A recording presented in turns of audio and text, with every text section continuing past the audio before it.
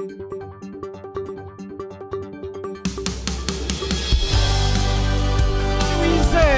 urabona ubwiza bw'Imana, ubwiza bw'Imana bukugira special. Nimba ubyizera uvuga uti amina.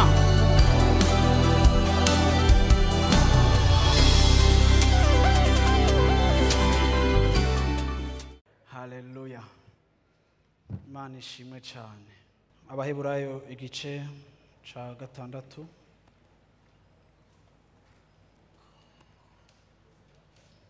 Ndashaka kubandaniriza aho twari turi ku munsi wa Mungu uheze kubijanye n'inanga canke encre. Hari abantu banyandikiye bari kuri live bamwe bankompleta abandi barambarira ngo encre mu Kirundi murazi ko mwese byabananiye, ariko hari umuntu wa UK yanyandikiye aravuga ko yagize amatohoza asanga encre canke encre mu Kirundi bakoresha inanga, ariko biva mu Giswahili kubera influence gato ya Congo, ko mu Giswahili ari inanga. Ni gutyo rero no mu Burundi baciye bafata iryo jambo bagakoresha inanga, ariko bifise origine mu rurimi rw'Igiswahili. Siko kugeza ubu mu Kirundi ndumva iri jambo tutari turifise, ariko tuvuze encre mu vyumve nyene canke tuvuze inanga mu vyumve.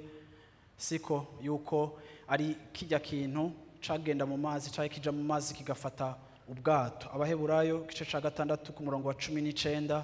Ivyo vyizigiro tubifise nk'ikizirika umutima kigumye gikomeye cinjira hirya y'igihuzu gikingiriye ahera cane. Ivyo vyizigiro tubifise nk'ikizirika gikomeye. Twaravuze yuko inanga canke encre iyo yamaze kurungikwa mu mazi irahagarika ubwato, bigatuma ubwato budashobora gutwagwa n'umuyaga igihe bamaze kubuhagarika. Uyu rero umwanditsi w'Abaheburayo aravuga ngo inanga canke encre canke ivyizigiro vy'Imana tubifise nk'ikizirika gikomeye. Birumvikana ko nk'abantu b'Imana kimwe iyo turiko turakura canke iyo batubwira canke ijambo ry'Imana bivuga ngo nimwaba muri jewe, no musi niyumviriye kubabaza mbega iyo Bibiliya ivuze kuba muri Yesu ni hehe muri Yesu? Kimwe mu bintu twumva nuko kuba muri Yesu si kibanza geographique, si kibanza kiri situé ahantu ku butaka ngo tuvuge ngo ni muri Asie canke nihe. Ariko kandi iyo tuvuze kuba muri Yesu, ikintu ca mbere kirepresenta canke giserukira Yesu canke dushobora kwidentifia nka ground canke nk'ico Yesu ari ni ijambo ryiwe. Kuko kenshi mu ijambo ry'Imana Yesu yigereranije n'ijambo kandi yitwa jambo, kandi Bibiliya ivuga ngo jambo yaraje mu isi. Rero iyo tuvuze ngo kuba muri Yesu, mu yandi majambo kuba muri Yesu no kuba mu ijambo, kuba mu ijambo ryiwe, kuba ubuzima bwawe bwubakiye mu ijambo ryiwe. Bene uwo muntu rero arushiriza kuba yarakijijwe, ariko muri uko gukizwa karushiriza kugenda yubakira mu ijambo ry'Imana. Uwo muntu agwiza ubumenyi n'ubutunzi mu bijanye n'ijambo ry'Imana rituvuga ko mu byo no twita ivyizigiro canke espérance, ivyizigiro Imana iduha. Bene uyo muntu azogenda akura mu gusobanukirwa ivyo twizezwa n'ijambo ry'Imana. Umaze rero gukura mu kumenya ivy'ijambo ry'Imana ritwizeza, bigenda vyafekta imibereho yawe, bigenda bigira ico bikora mu mibereho yawe. Ntubaho nk'abandi. Ego urashobora kugira ibibazo abandi bacamwo, ariko uburyo uca mu bintu n'uburyo wifata mu bintu, umuntu afise ivyizigiro bizima, umuntu yubakiye ubuzima bwiwe kuri ibi vyizigiro, azokwama arengana ibihe bibi, kandi akanashobora no kugera mu rugezo rwo kuzobinesha, kuko ubuzima bwiwe bwubakira kuri bijya vyizigiro. Ndashaka kudefia canke guhamagarira umuntu wese yicaye hano hantu uno munsi wakijijwe usenga, kumbura usenga ku munsi wa Mungu atayindi minsi, ariko ndagomba kudefia umuntu wese kwiga kwiyubaka kandi kwiga kubakira ubuzima bwiwe kuca ijambo ry'Imana rivuga. Kumenya ico Imana ikuvuga ko, kumenya ico Imana yatwemereye nk'abizera, kumenya ibifatanye no kwizera uko twizeye Imana, kurushiriza kubisobanukirwa biri important. kuko uko ndushiriza kumenya ivyo nizezwa niko bistabiliza ubuzima bwanje, nka kwa kundi ancre istabiliza ubwato mu gihe c'imiyaga. Abarovyi kuma bord canke kuma rive yose y'inzuzi n'ibiyaga mw'isi, n'abatunzi bafise amayote, abantu bose sinibaza yuko iyo haje umuyaga mwijoro aca avyuka ngo ubwato bwanje bugira butwagwe, ariko kuko umuntu abazi ko ubwato bwiwe buziritswe buri atashe, uravyumva aramenya ngo nubwo hari umuyaga ndasinzira, kuko umuyaga ni mwinshi, ariko ancre inanga ikiziritse ubwato bwanje kiri stable bikwiye, kirakomeye bikwiye, ku buryo ubwato nosinzira nkamenya ko ejo nzobusanga buri hajya, kubera hari kibustabiliza. Igitumanye n'ubwato atekana nuko azi neza yuko ico yajeje canke ico yaragije ubwato bwiwe kiri stable, kirakwiye kugira ngo gishobore kubusutena. Ntituzoshobora kuba abakristo bafise inkomezi, bafise ukunesha, igihe tutari abakristo barushirije gukura mu vyizigiro, gukura mu vyizego, kuraba ijambo ry'Imana ukibonamo, gusoma ijambo ry'Imana ukibonamo, gufata imirongo y'ijambo ry'Imana ukayibika mu mutima wawe, ijambo ry'Imana ukaribika mu mutima wawe. Igihe Mariya bari bagiye kwica Yesu yarababaye, ariko Mariya Bibiliya ivuga ngo igihe bavuga kuri Yesu ngo amajambo yayabitse mu mutima, yarasanzwe ari prepare yuko uyu mwana vyaye ari umwana ari special, aje ku bwa mission y'ijuru, kandi ibizomushikira byose biri mu bugombe bw'Imana agomba kuvyakira. Icashobora kumushoboza kuticwa n'agahinda canke kudasara nuko hari ivyizigiro. Ivyizigiro uba ufise ku kintu canke ku buzima bwawe biragustabiliza kandi bikafekta comportement yawe par rapport y'ama evenement n'ama situation ubuzima bwawe buriko buracamo. Ariko iyo umuntu aba yarakijijwe ariko akaba atari fonde, akaba atari enraciné, akaba adatewe mu vyizigiro kanaka kucija mu ry'Imana rivuga, uyo yaciye mu bibazo abicamo nk'abapagani, abicamo nk'abatizera, abicamo nk'abadafise Imana, kandi bigashoboka yuko avyifatamwo nabi, kuko quelque part mu buzima bwiwe nta vyizigiro ubuzima bwiwe bwiyubakiyemo. Usomye Zaburi ya 62 ku murongo wa 5, Zaburi ya 62 ku murongo wa 5, Dawidi avuga ngo mutima wanje uwekere ku Mana yonyene, kuko ariyo vyizigiro vyanje vyandurukako. Haleluya. Icambere nshaka kuvuga uko uno munsi muri kino gitondo nuko Imana niyo soko y'ivyizegwa vyacu. Imana niyo soko y'ivyizigiro vyacu. Paulo canke uyu mugabo Dawidi yaravuze ngo mushaha wanje wizigira uhoraho, kuko muri we niho hava ivyizigiro vyawe. Winyegeze, wizigire, umwisunge, kuko muri we niho hava ivyizigiro. Ivyizigiro vyacu biva kuhoraho. Mu ndirimbo twavyumvise, sinzi ko ari indirimbo ivuga gute canke ari commentaire y'umurongozi uno munsi, yavuze ngo bamwe bizigira amafarasa, abandi bakizigira imikogoto. Mu buzima bwawe urashobora gushira ivyizigiro vyawe muri situation financière yawe nziza, urashobora gushira ivyizigiro muri carrière yawe, urashobora gushira ivyizigiro muri business yawe, urashobora gushira ivyizigiro muri famille yawe, urashobora gushira ivyizigiro ku nkomezi z'amagara yawe, urashobora gushira ivyizigiro vyawe ku makapasite yawe yo gucrea, ukumva mu buzima bwawe ni bwiza, ukumva ubuzima bwawe ibintu byose bizogenda neza, kuko urafise bene ivyo bintu wishimiriza. Ariko Dawidi, umuntu akomeye Imana yari yarahezagiye, yaravuze ngo mushaha wawe wizigira uhoraho, mushaha wanje wiragize uhoraho. Kubera iki? Kuko muri we niho nkuri ivyizigiro vyanje.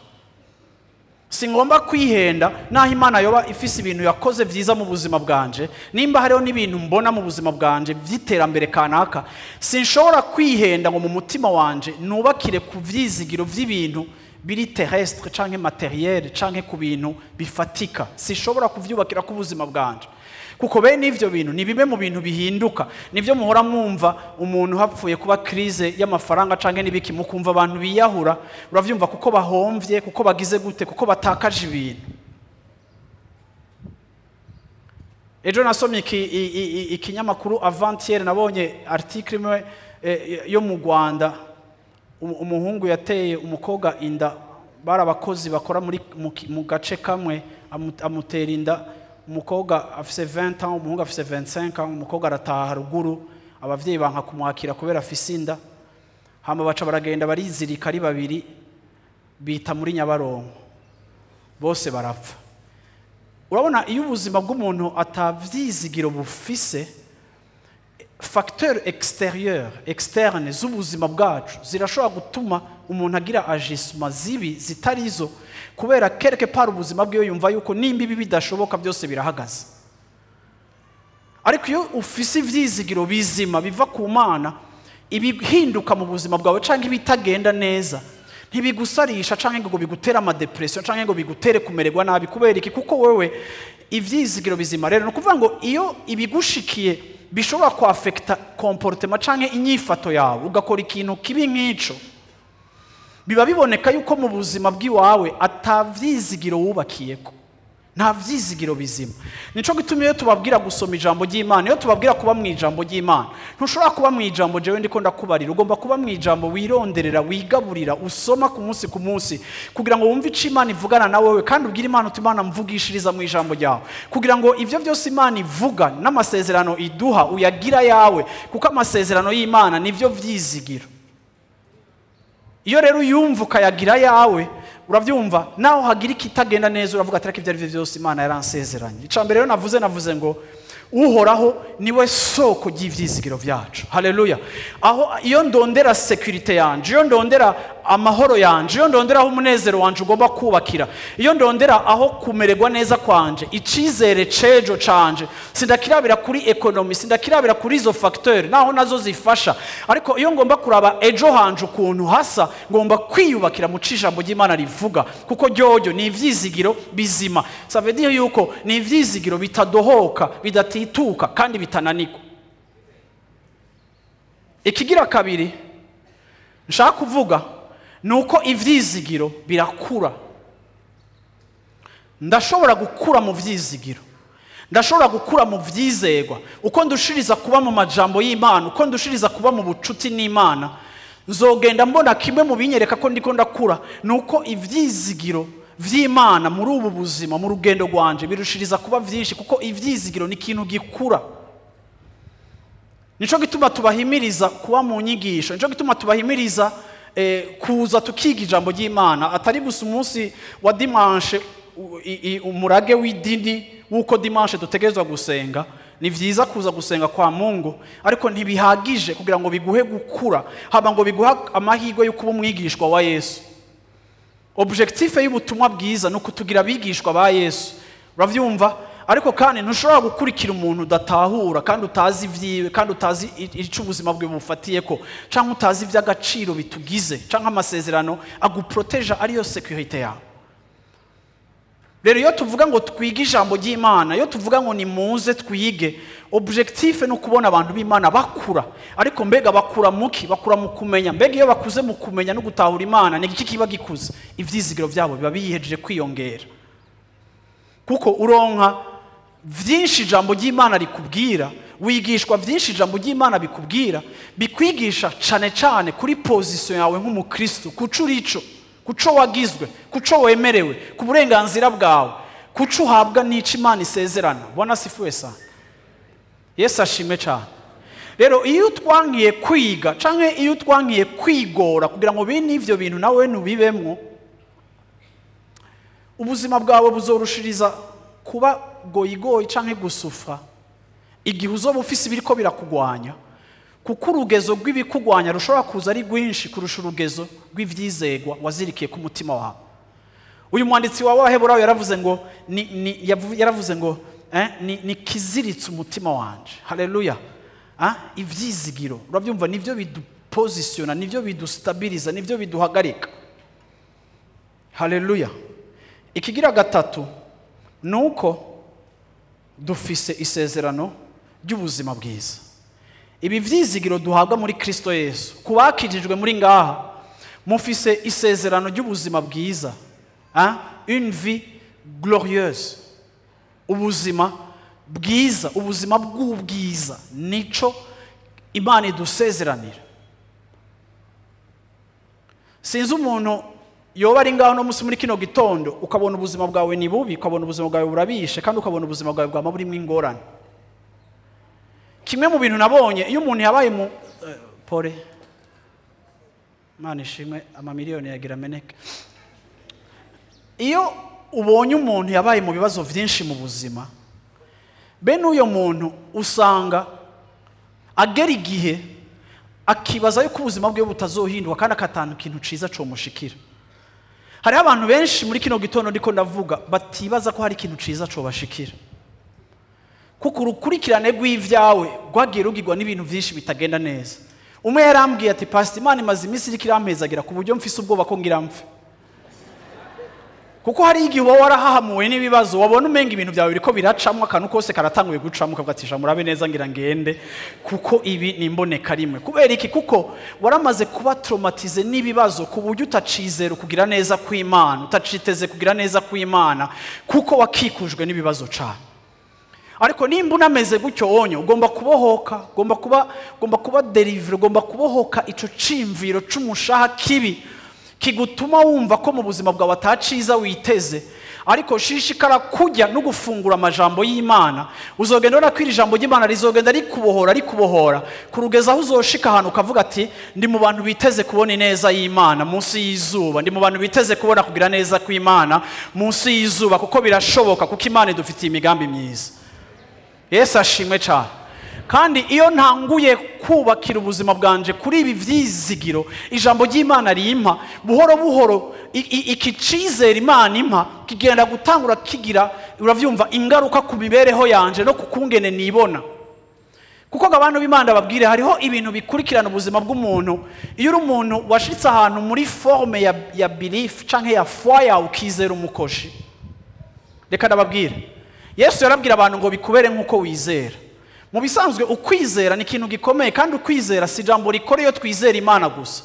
Urashobora kwizera n'ibindi bintu bipfuye, urashobora kwizera na Satani, urashobora no kwizera ibikorwa vy'amareba canke vy'ukuraguza. Ico wizera cose kirakufise kw'inkomezi kuko ucizera.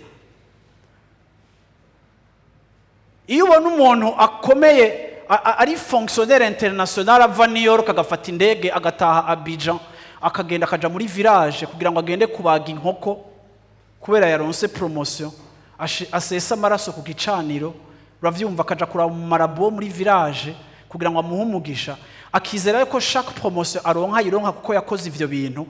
Naho aba ari umu intellectuel, naho agize gute, hari ibintu uzoza kubona abantu bizera kandi ari abanyabwenge bikagutangaza kubona vyemera. Nuko muri systeme ya foi y'umuntu, iyo wamuhaye uburozi arabwizera. Iyo wamuhaye ikinyoma canke akaba mu kintu cabi c'Imana canke cabi ca Satani, gishobora kwinjira muri systeme ya foi yiwe. Nico gituma nk'abantu b'Imana tugomba kugira attention ivyo twumviriza n'abantu twumviriza, kuko a force yo kumviriza ibintu bitari mu kuri, buhoro buhoro utangura kuvyemera, buhoro buhoro ugatangura kubitambukiraho. Rero iyo umuntu novuga ngo uri vide, siko canke terrain yawe iri vide, itari occupé, canke itongo ryawe riri vierge, atakintu kiri cultivé, ngenda babwire ngo ukungene Imana yaturemye turi abantu bashobora kwakira imbuto tukayidevelopa mu vyimviro, mu vyo duhabwa. Iyo rero atakintu gitewe muri wewe, hazoza ibindi wumva canke bivugwa n'abandi, buhoro buhoro bitangure kwinjira, vyinjire muri forme canke vyinjire muri stock ya foi. Umusirikare wa kera w'Abaroma yabafise ububiko aho babika inkota. Ubundi wa kera, umusirikare wa kera yabafise kagasaho babikamwe imyambi, bakita gute? Imyambi yo kurasa, kakantu bayibikamo kitwa gute?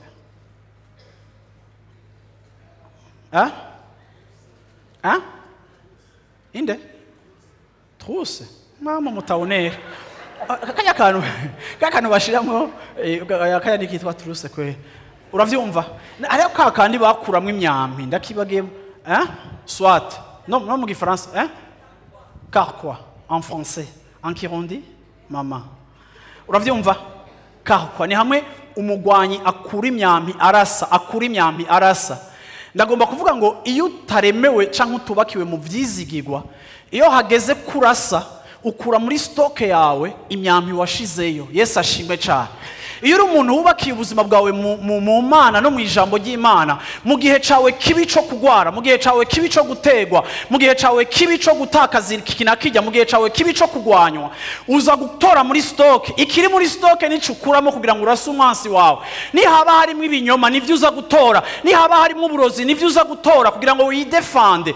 Ariko ntushobora gutora ikitashizwemo. Nico gituma ngomba kwiyubaka mu ijambo ry'Imana, nkaba mu ijambo ry'Imana. Igihe Petero yaje gutora inkota kugira ngo atabare Yesu, yatoye icari kirimo, ariko icari kirimo. Yesu ashimwe cyane. Mbega wewe ni hehe ukura elema za defense yawe mu gihe cyo gutegwa, mu gihe cyo kugwanywa, mu gihe c'ikigeragezo? Ni iki utora mu bubiko bwawe ko abandi bagenda bagatora inkota kugira ngo bidefande, wewe ufise forme yihe y'inkota? Niho wama wumva abantu ariko arakuraga bati vuma pastor, vuma ngo jewe ngo famille yanje, vuma ngo yampemukiye ngo nishaka kumfasha.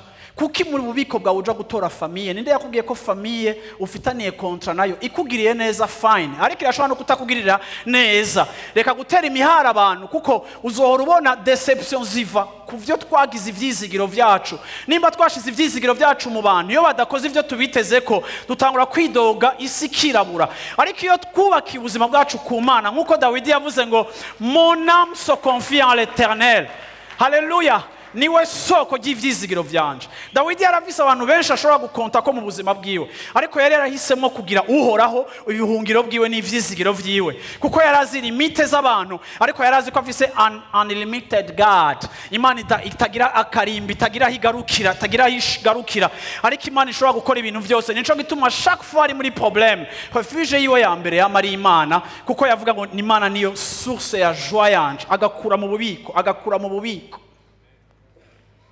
Tugomba gukonstituwa stock, tugomba kwegeranya, tugomba gukonstituwa stock y'ivy'ubumana, y'ibifise ubuzima bidahemuka, bitadohoka, bitananigwa, bidacuya, bitabora, bitatwagwa, atawo bitwiba. Kuko ivyizigiro, uravyumva, ni kiziritse umushaha wacu. C'est une encre de notre âme.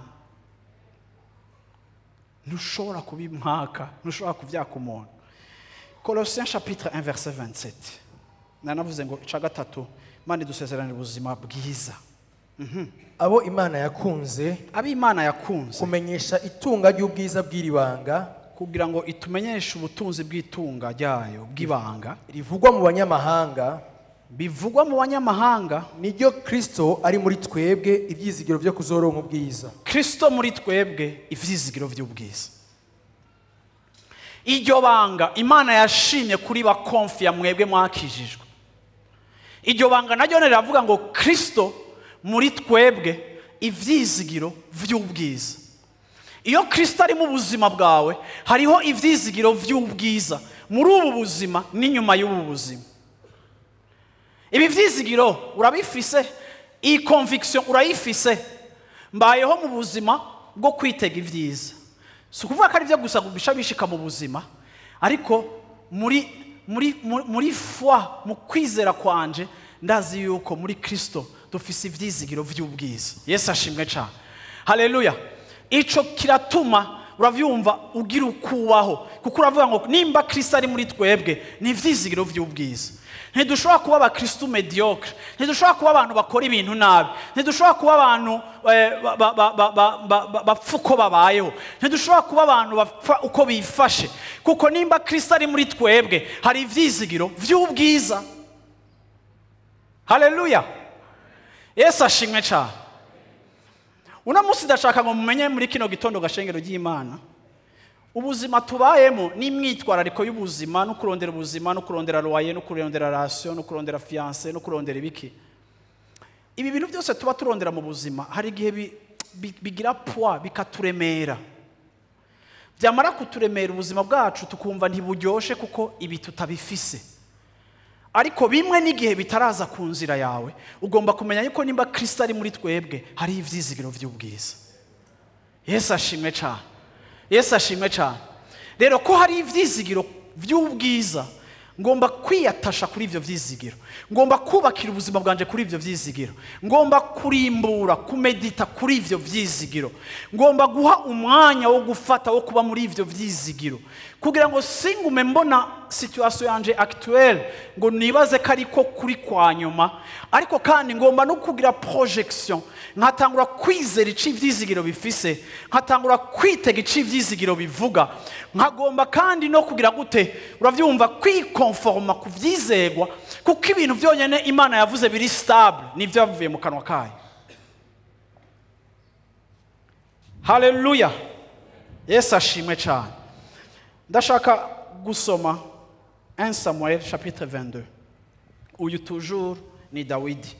Samuel wa mbere igice ca 22 ku murongo wa mbere.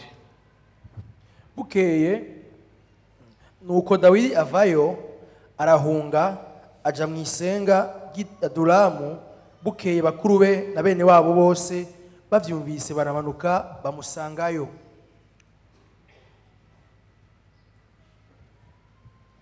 Ni wayihejeje? Murongo wa kabiri. Kandi umuntu wese yari mu magorwa n'uri n'umwenda n'ugendana imyidogo bakoranira kuri we, aba umukuru wabo, nuko abo bantu bari kumwe nawe bari nk'amajana 4. David partit de là et se sauva dans la caverne d'Adulam. Ses frères et toute la maison de son père la prirent et ils descendirent vers lui. Tous ceux qui se trouvaient dans la détresse, qui avaient des créanciers et qui étaient mécontents, se rassemblèrent auprès de lui et il devint leur chef. Ainsi se joignirent à lui environ 400 hommes. Samuel wa kabiri igice ca gatatu ku murongo wa 18. 2 Samuel 3:18.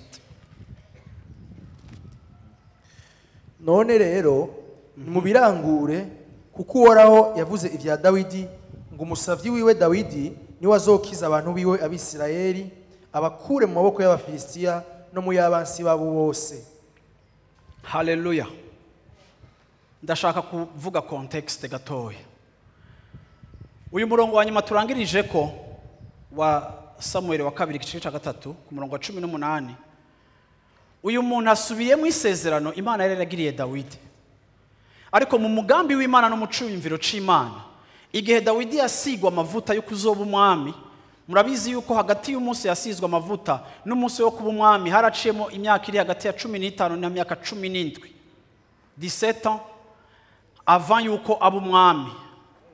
15 13 imbere yuko aba umwami, hagati y'isezerano yasezeraniwe n'igihe vyabaye. Dawidi rero mu vyumve, mu mugambi w'Imana, mu nyumve neza, kuko byose bitangura mu cimviro c'Imana. Nico gituma ndiko navuga ngo biri important ko ishengero ry'Imana riba mu ijambo ry'Imana, kuko definition yawe canke wowe icurico kiri mu cimviro c'Imana imbere yuko kiba mu cimviro c'abavyeyi canke icimviro c'abagukoresha abari bo bose muhura nabo mu buzima. Ni ukuvuga rero ngo jewe identite yanje iri muri Kristo Yesu. Bwana asifiwe sana. Vuga uti akaranga kanje kari muri Kristo Yesu. Ico ndico kiri muri Kristo Yesu. Ni ukuvuga ngo point de départ, uravyumva, uvuga ico wewe urico ni Kristo. Ariko rero mubone Imana yateguye yuko Dawidi azoba umugisha, akazokiza Abisirayeli, kuko Abisirayeli babaye imyaka myinshi mu gasuzuguro, bama bagwanywa n'Abafilisitiya, bama bagwanywa n'abantu batandukanye, ku buryo territoire yabo yamiri atake kandi yarimwe agakengegwe, ku buryo kenshi barananeshwa, kuko buhoro buhoro bagiye bagenda kure y'Imana. Ariko Imana mu cimviro cayo ihitamo Dawidi yuko Dawidi azobabera isoko ry'umugisha, yuko Dawidi kubwiwe Imana izotabara ubwoko bwayo. Ariko benshi murabizi ubuzima bwa Dawidi bwagiye buca mu bihe bibi bigoye bidasa n'ico Imana yavuze. Hari igero wisanga mu buzima bwacu ivyo turiko turabaho bitandukanye n'icijambo ry'Imana rivuga. Ukavuga ngo Mana wosezerana ko tuzogira ubuzima bw'ubwiza, ubuzima bw'umunezero, raba gahinda, raba amagogwa ndimo, raba intambara mbayemo. Waraba ivyo uri kuraca mukabona biratandukanye n'icijambo ry'Imana rivuga. Na Dawidi yarafise ubuzima budasa n'ico Imana yavuze. Ariko Dawidi kimwe mu bintu byari bimutabaye nuko Dawidi yari umuntu afitaniye imigenderanire idasanzwe n'Imana, yari afitaniye ubucuti n'Imana ku buryo atigeze akekeranya isezerano ry'Imana ngo kubera ariko araca mu kibazo. Ahubwo Dawidi yanyagira Imana igacika ubuhingiro bwiwe mu gihe ciwe kibi, kuko yari azi yuko vy'ukuri nizo mutabara. Rero Dawidi ariko agwana n'umwami akomeye Sawuli, wewe n'umuntu asanzwe, uravyumva adashobora vy'ukuri kuresista. Muri iki gicapo dusomye ahungira muri Adulamu, muri caverne. Siko bavuze gute caverne mu Kirundi? Mwisenga. Bavuze gute? Mwisenga gi Adulamu. Isenga gi Adulamu niho Dawidi yahungiye. Bwana sifiwe sana. Dawidi ngo amaze guhungira mu isenga gi Adulamu, ngo nabi wabo bene wabo n'abavyeyi biwe bumva ariyo yahungiye, nabo baramukurikira baraza. Iri senga si ivyo gusa. Bibiri ivuze muri Samuel wa mbere igice 22, Bibiri ivuze ngo ku murongo wa 2 ngo nuko hahungira, apana Dawidi gusa, ngo hahungira abandi bantu bose bari bafise ibibazo, bari abantu bafise amadeni, bari abantu mu zindi verse za Bibiliya bavuga ngo bari abantu bari deprime, bari abantu bafise abandi muri description bari bafise n'ibibazo vyo mu mutwe, bari abantu societe za kera wasanga zahojeta kuko umenga ataco bamaze, bamwe baraheranye batinya gasho, abandi bafise ibibazo bagahunga.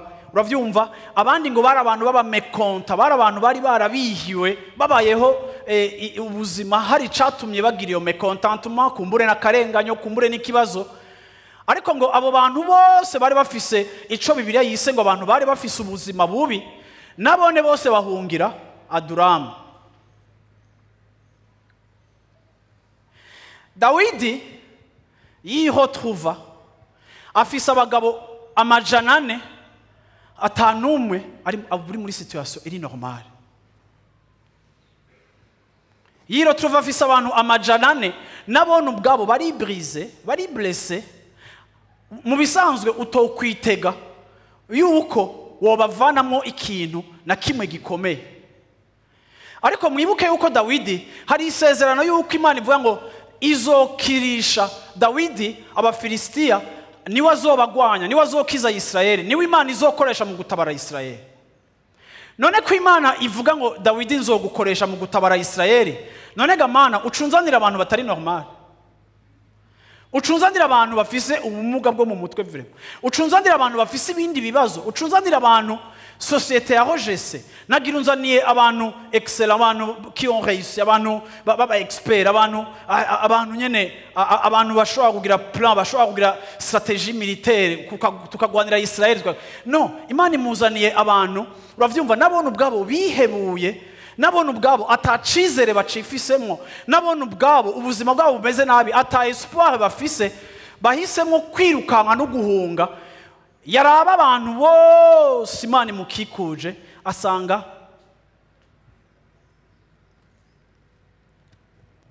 usome Zaburi ya 57. Iyi ni Psaume Dawidi yanditse, ndagomba gusoma umurongo wayo umwe, siko ndibaza umwe ni Zaburi Dawidi yanditse ari Adulamu, siko kuko nubwo geographique Dawidi yahungiye mu kibanza, tukamenya ko ahungiye mu kibanza geographique, yahunze physiquement turabona ikibanza yahungiyemo. Ariko ndashaka mubona umutima wa Dawidi mu buryo bw'impwemu muri uko guhunga, mbega ahunze gute? Mbega confiance ya Dawidi iri mu kibanza ahungiyemo canke confiance ya Dawidi iri mu kindi kibanza? Ni ihe sécurité yiwe vy'ukuri? Yubakiye kuki? Yubakiye kuri forme y'iyo caverne, siko canke yubakiye kuki? Ku murongo yaca yandika Psaume 57, sindayisoma yose ariko ndashaka nsoma umurongo umwe wa Psaume ya 57. Avuga gutaha, ngirira ikigongwe Mana, ngirira ikigongwe, kuko ubugingo bwanje buronka ubuhungiro muri wewe, mbere no mu gitutu c'amababa yawe niho ngira mpungire, gushisaho ibi vyago birenganira. Haleluya. Subiramo buhoro buhoro, tingirira ikigongwe, ngirira ikigongwe Mana, ngirira ikigongwe Mana, ngirira ikigongwe. Yesu ashimwe cyane. Bantu b'Imana, ngenda babwira ikintu kimwe, jewe ndakunda kubivuga kenshi, sinemera yuko bishoboka ko wubaka ubucuti n'Imana kubera haje amaprobleme.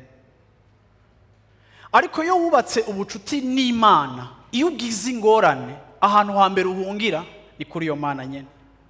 Yesu ashimwe cyane. Dawidi ashitse aho hantu physiquement, umubiri wiwe cyangwa ubuzima bwiwe buri epargne kuko yagiye kure ya Sawuli kandi aracinyegeje.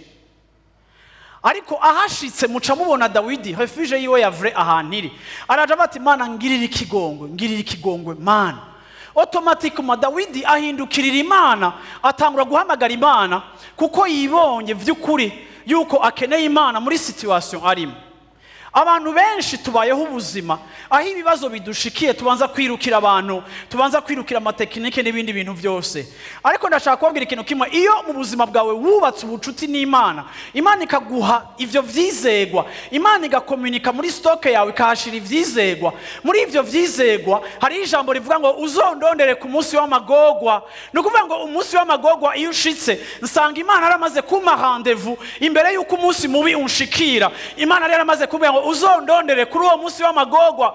No kuvuga ngo muri reflexe zacu za mbere twirukira ku Mana kuko niyo tuzi yuko ifise ubushobozi, ntiyadutumiye gusa ariko ishoboye no kudutabara no kutugirira neza. Nico gituma umuntu w'Imana agomba kuba umuntu afitaniye ubucuti n'Imana bihagaze kuri garanti Imana iduha.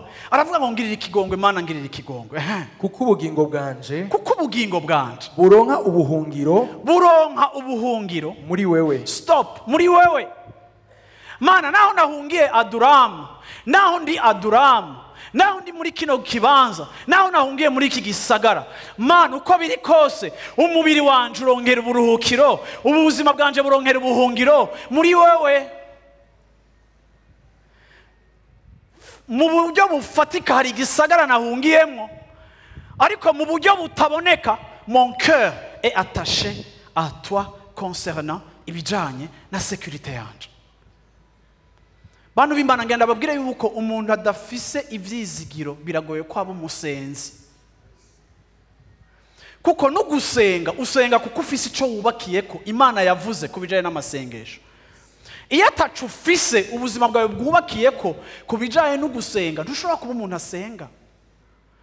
Nico gituma rimwe na rimwe abantu babasunikira defa gukora ikintu cyangwa umuntu avuga ati gira gutya senga, ariko ugasanga biragoye kuko mbega usenga wumva umenga upfuma wiruka mwibarabara cyangwa ugahamagara abaja mukababwira ingorane zawe, wumva umenga biri pratique kurusha gusenga.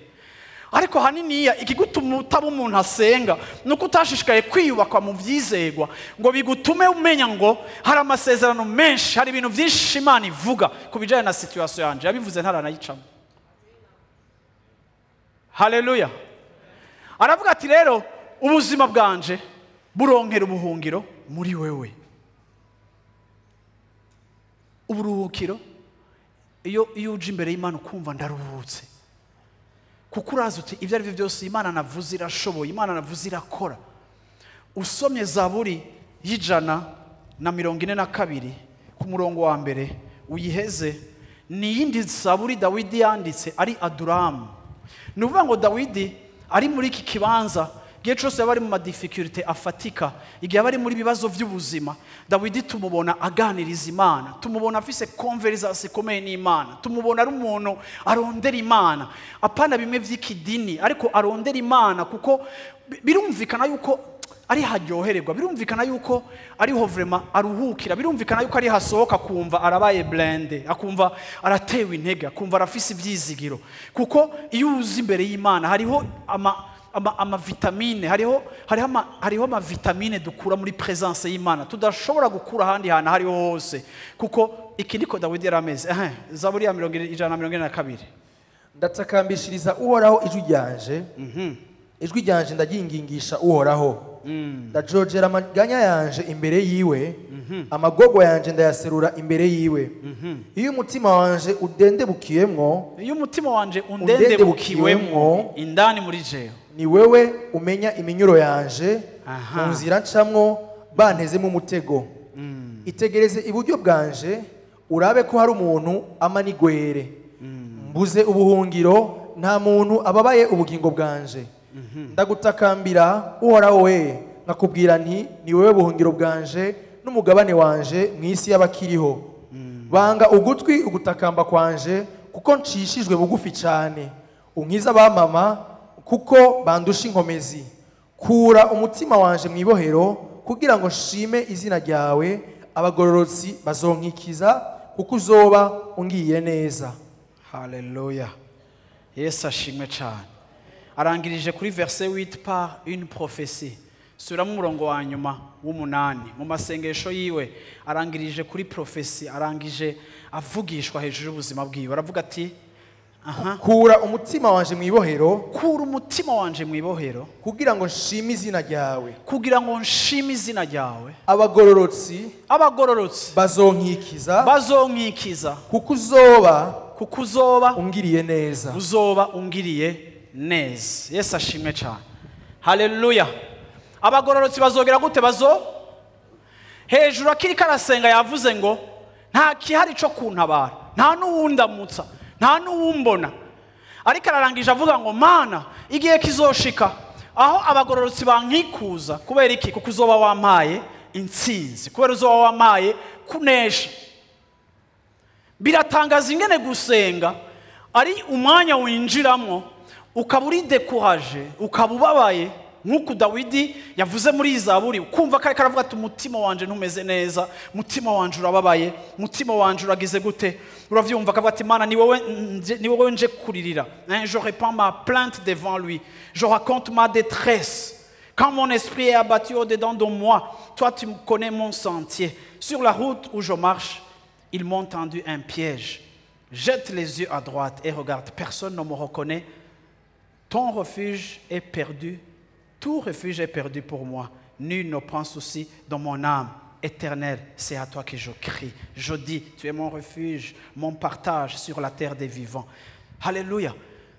Niwe mugabane wanje Mana. Mugihe ibintu byose impande vyamindukanye, mugihe umenga abantu bose bampevye, Mana, tu es mon partage, niwe mugabane wanje. Mugihe ibintu byose umenga ndiko ndavyakwa, mugihe ibintu byose umenga ndiko ndabitakaza, mugihe biboneka atakintu kimwe kiko kiramarsha, ariko Mana, muri kino gitondo niwe mugabane wanje, tu es mon partage, niwe heritage yanje, niwe buryohe bwanje, niwe mugabane wanje. Yari afise ikintu yegamira ko, yari afise ikintu ajyama ko gisigaye, yari afise ikintu yishimikije ko. Ibintu ushobora kubigira ngo kubera ngo bahamagaje amasengesho, ngo turi mu mahombi turi benshi. Oya, ibintu ushobora ibi ni ibintu vy'umuntu uravyumva afitaniye ubucuti personnel n'Imana yiwe, aho yiga kuyibwira, aho yiga kuyisanzura, aho yiga kuyibarira, akavuga ati Mana, uravyumva imbere yawe niho nzanye urubanza rwanje. Yavuze ngo imbere yawe niho nzanye plainte yanje, ni wowe, nta nahandi nobwira, nta nundi nobarira, imbere yawe niho nje. Bantu b'Imana, ndashaka kuvuga ngo Dawidi yari afitaniye ubu bucuti n'Imana. Nipfuriza umuntu wese ari muri kino kibanza. Ingo zacu ziraba atake, abana bacu baraba atake, ibikorwa vyacu biraba atake, imibereho yacu turategwa. Uravyumva ugasanga uri mu bibazo, ariko ugasanga ikiganiro cawe n'Imana kirimo agacerere kenshi cyane. Uravyumva kubera iki? Kuko rimwe na rimwe tutazi yuko Imana ubwayo ari ubuhungiro. Abantu bari kuvuga ngo Dawidi yahungiye Adulamu, ariko Dawidi ari Adulamu aravuga ngo nabuze ubuhungiro nabumwenjamo. En d'autres termes, Dawidi yavuga ati naha nahungiye si ubuhungiro. Kuko plus tard Sawuli yaramenya aho Dawidi yahungiye, araza kumurondera. Uravyumva yamahamenya, yaravise iperereza, yarateba akamenya Dawidi agasubira akirukanka. Dawidi yarazi yuko atabuhungira, ata sécurité y'ubuzima bwiwe afise en dehors y'Imana. Yarazi yuko sur la terre ata refuge afise, ata protection afise. Agacaza akavata Imana, nabuze ubuhungiro bwose, ariko wowe niwe buhungiro bwanje. Ayaya, Yesu ashimwe cyane. Yesu ashimwe. Haleluya. Bantu b'Imana, ntimushobora kwimagina ikintu amasengesho ashobora gukora mu buzima bwawe. Iyo ucitse umuntu asenga, Yesu ashimwe cyane, iyo ucitse umuntu asenga nk'uko ijambo ry'Imana rivuga, urahubakirwa. Nobasomera amazaburi menshi. Dawidi yari umuprofete, ariko wamutangura amazaburi iwe yose atangura ari kararira, atangura ari karatabaza Imana, ariko agaheza profetiza. Dawidi ari mu baprofete bavuze ku kuza kwa Yesu.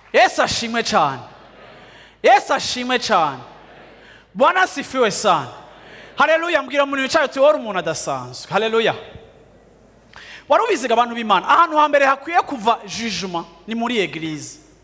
Ahantu hambere hakwiye kuva imanza ni muri eglise. Washaka kubwira ati muri life center y'abatawonere benshi, kuko muri life center umuntu abatera pastor, muri life center y'ababandi kwere. Uravyibona muri life center y'abantu badatomoye. Je m'en fous. Iyo abantu bamaze kugwa mu maboko y'Imana, naho baba bafise background imeze gute, naho baba baje bava he, naho baba basa gute, naho baba bameze gute, Yesu ashimwe cyane. Mu maboko y'Imana, haleluya, abari bari goyigoyi, Imana yabagize abahizi, abari baboneka nk'abadashoboye, Imana yabagize ibikoresho. Haleluya. Turi mu bwami bw'Imana, aho twemera ko ibitangaza bibaho, aho ubuzima bw'abantu buhinduka, aho abantu bari baragoranye ngaho hanze, haleluya, bashika mu nzu y'Imana, uwo Imana ikabakora, ikabahingura, ikabagira bazima. Kubera ngaha turi muri industrie ya transformation, aho Imana ihishusho ibintu, aho Imana iforoma ibintu, aho Imana iha ubushobozi gahubwiza ibintu. Ivyo nivyo vyizigiro dufise iyo turiko turabakorera, peu importe uriwe. Gukorera Imana ni kibanza gicisha bugufi kandi cigisha ibintu byinshi, aho Imana ishobora kukwereka umumaraya ariko araturira impuzu yahawe mu bumaraya, aho ubona umuntu kugendera mu ngeso mbi n'ubumaraya ahomba ku munsi, agatakaza imodoka bakayimwaka kubera hevye abahabara, agatakaza ibintu byose, agahomba, agasigara kuvuga ati nta n'amafaranga amavuta mfise, kandi kare yagabira impuzu abandi, agakena akavuga ati maze imyaka 10 ntafata bus, ubu natanguye gusubira kandi gufata bus. Ukamuraba ukumva ko bibabaje, ari ukavuga ati ni gucyo nyene kwihana, Imana ntizokumara amaza, Imana ntizogira gute, wagira gucya bwaca kabiri. Yesu ashimwe cyane. Haleluya. Ukumva ravuze ngo ndaronsa akazi ngiye gukora muri UN muri Mali. Haleluya. Imana iragigurira umuryango. Pya. Yesu ashimwe cyane. Yesu ashimwe cyane. Yesu ashimwe cyane. Bwana asifiwe sana.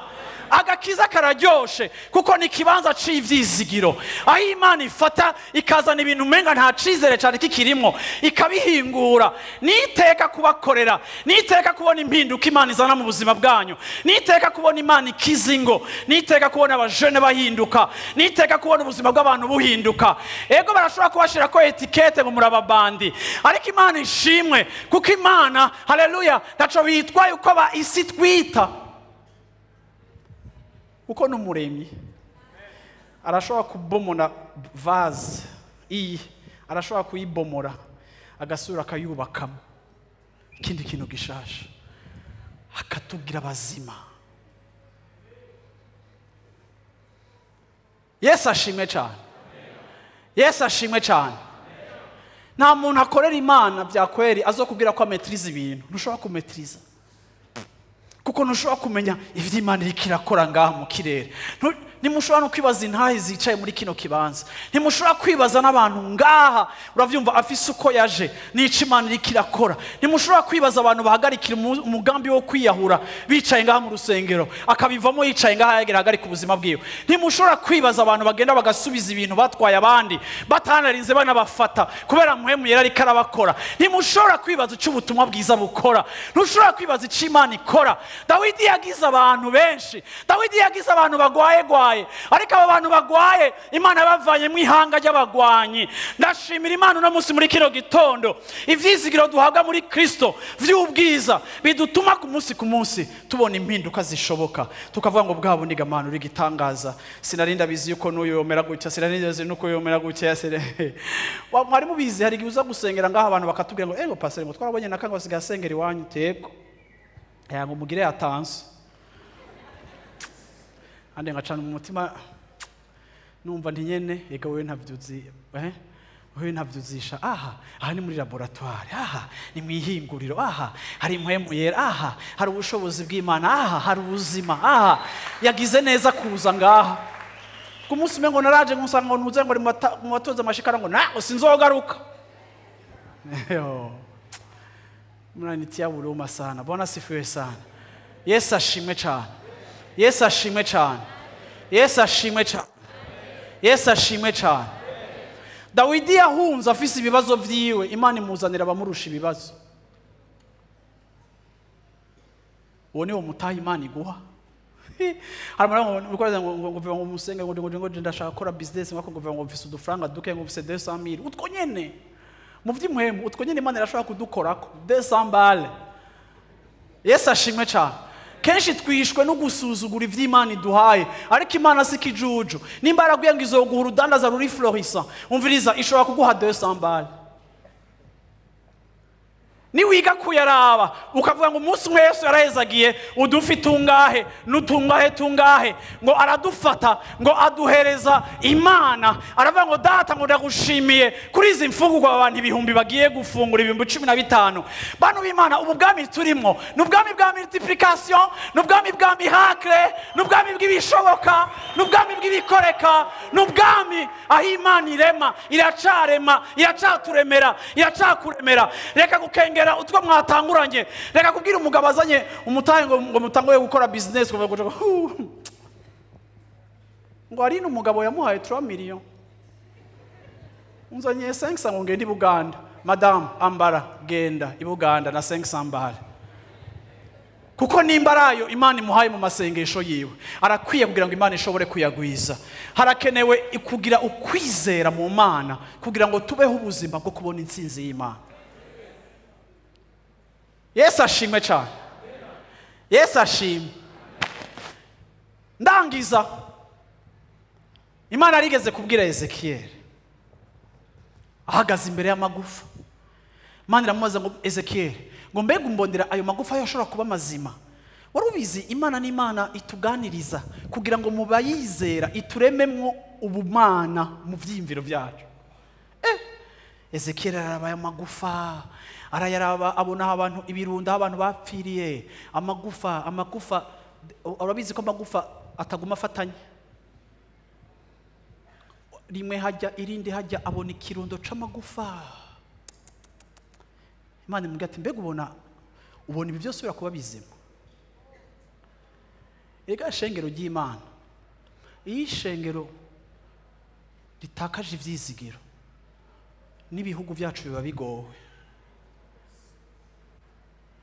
isi bigowe, kuko twebwe abizera hariho ururimi twumva atari abantu bose bagumva, hariho ivyo twabonye twemera atari umuntu wese abizi ashobora kubishingira intahe, kandi bimwe mu byo twemera bisa n'ivyakoretse mu buzima bwacu. Ezekiel, aya magufa yosubira kuba mazima? Birashoboka ko aba bantu basubira kuba bazima?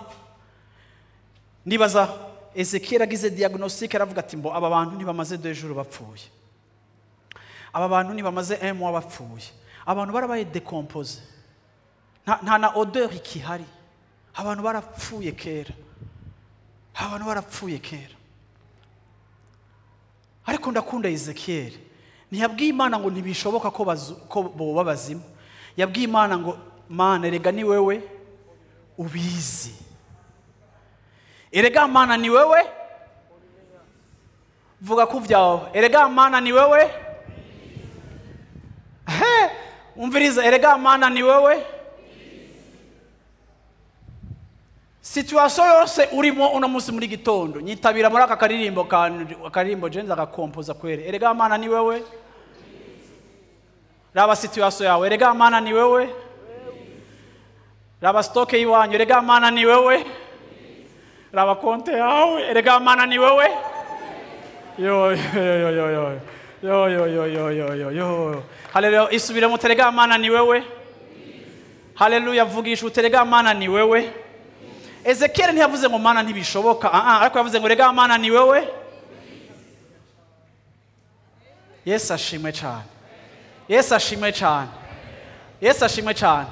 Nanje muri kino gitondo ndabwiye Satani ngo erega Mana ni wewe ubizi. Sishobora kugira diagnostic, sishobora kugira évaluation, sishobora kugira analyse scientifique et politique de cette situation. Je ne peux pas. Et les gars, Mana ni wewe. Yesu ashimwe. Yesu ashimwe. Yesu ashimwe. Yesu ashimwe. Mbega umugabo wawe ubona yokizwa? Haleluya. Mbega ujya mwana wawe ubona azoheza amashuri? Mbega uyu mwaka wo azowumenya?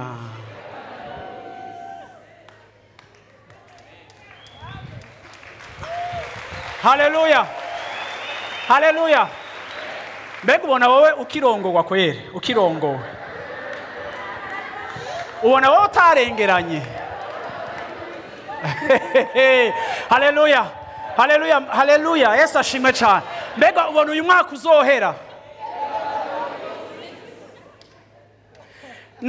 Nta droit dufise yo kugira ico tubivuze ko, nahayo ho kugira ico yo ibivuze ko.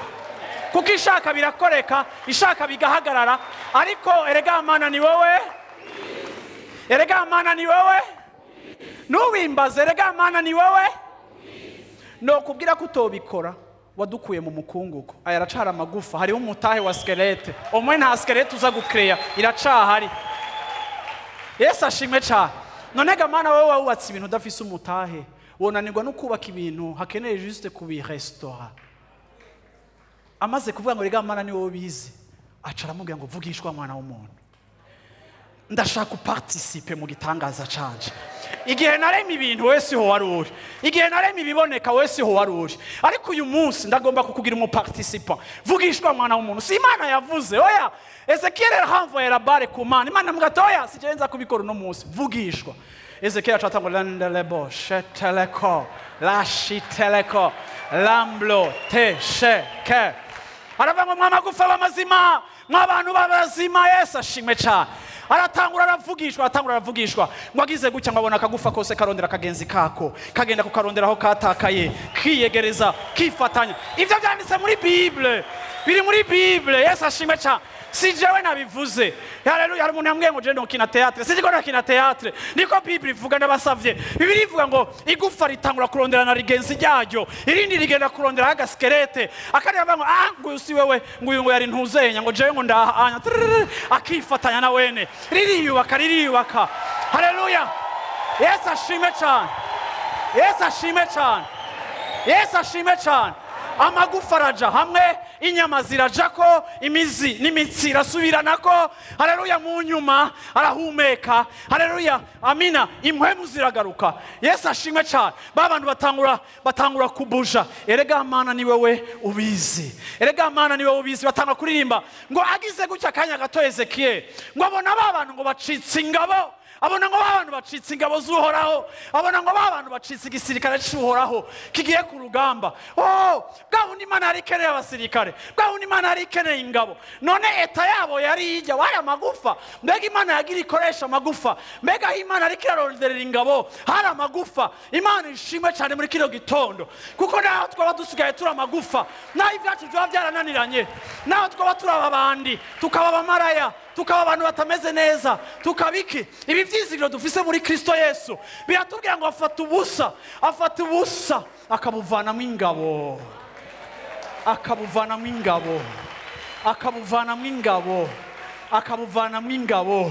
Mana irakeneye abasirikare, Mana irakeneye ingabo, Mana irakeneye ihanga, Mana irakeneye ubwoko bw'abadohateur, Mana irakeneye abantu bazima, Mana irakeneye abaprofete, Mana irakeneye abavuga butumwa, Mana irakeneye abantu bafise ubuzima, Mana irakeneye ingo nzima, Mana irakeneye amageneration, Mana irakeneye abana bahungu n'abakobwa, Imana irakeneye abantu, Imana irakeneye ishengero, Mana irakeneye abanyenkomezi bari basa nk'abapfuye, ariko bwabundi Imana babona ari ingabo already. Haleluya. Kuko itaraba kuri état actuel des choses, ari kiraba kuko ishobora gukoresha ubusa buhari n'icyo ishobora kubuvanamo.